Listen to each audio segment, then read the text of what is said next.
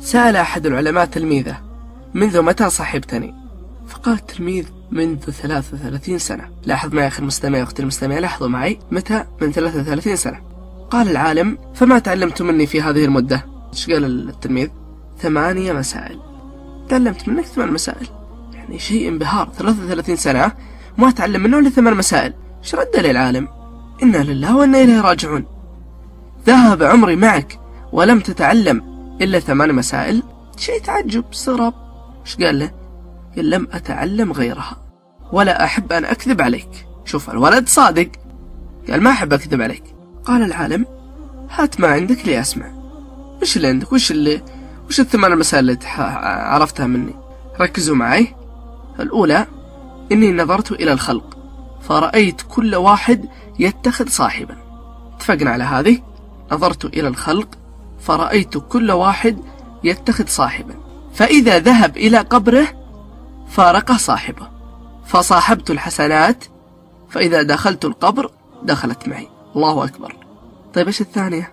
إني نظرت في قول الله تعالى: وأما من خاف مقام ربه ونهى النفس عن الهوى فإن الجنة هي المأوى. فأجهدت نفسي في دفع الهوى حتى استقرت على طاعة الله. ثالثة: إني نظرت إلى الخلق فإني رأيت أن كل من معه شيء له قيمة حفظ حتى لا يضيع. ثم نظرت إلى قول الله تعالى: ما عندكم ينفد وما عند الله باق. فكلما وقع في يدي شيء له قيمة وجهته لله ليحفظه عنده. الرابعة: إني نظرت إلى الخلق فرأيت كلا يتباهى بماله أو بحسبه أو بنسبه. ثم نظرت إلى قول الله تعالى: إن أكرمكم عند الله أتقاكم. فعملت في التقوى حتى أكون عند الله كريما. الخامسة يا تلميذ: إني نظرت إلى الخلق وهم يتحاسدون. اسمعوا يا من تحاسدون على نعيم الدنيا. إني نظرت إلى الخلق وهم يتحاسدون على نعيم الدنيا، فنظرت إلى قول الله تعالى: نحن قسمنا بينهم معيشتهم في الحياة الدنيا. فعلمت أن القسمة من عند الله فتركت الحسد عني. السادسة: أني نظرت إلى الخلق يعادي بعضهم بعضا ويبغي بعضهم بعضا ويقاتل بعضهم بعضا. ونظرت إلى قول الله تعالى: إن الشيطان لكم عدو فاتخذوه عدوا. فتركت عداوة الخلق وتفرغت لعداوة الشيطان وحده. السابعة: إني نظرت إلى الخلق فرأيت كل واحد منهم يكابر نفسه ويذلها في طلب الرزق حتى أنه يدخل فيما لا يحل له. فنظرت إلى قول الله عز وجل: وما من دابة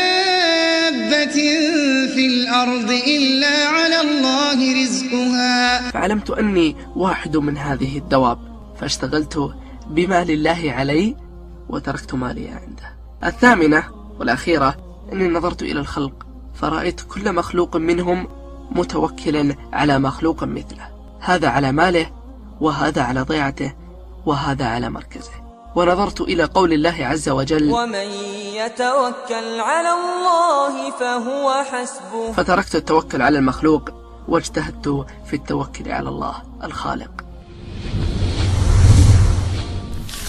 زحام عند باب الجنة وأصوات الداخلين اختلطت مع بعضها البعض. تأمل المشهد عندما يفتح الباب: وسيق الذين اتقوا ربهم إلى الجنة زمرا. أي جمال، أي روعة، أي سعادة، أي رضا يغمر قلوبهم. ما أحقر الدنيا في تلك اللحظة. لا إله إلا الله، فما طابت الدنيا إلا بذكره وما طابت الآخرة إلا بعفوه. أسأل الله أن يجمعني بكم في الجنة ويجعلنا ممن قال فيهم: وجوه يومئذ مسفرة ضاحكة مستبشرة. وخير الصاحب من أحبك في الله وذكرك بالله وخوفك من غضب الله ورغبك بلقاء الله.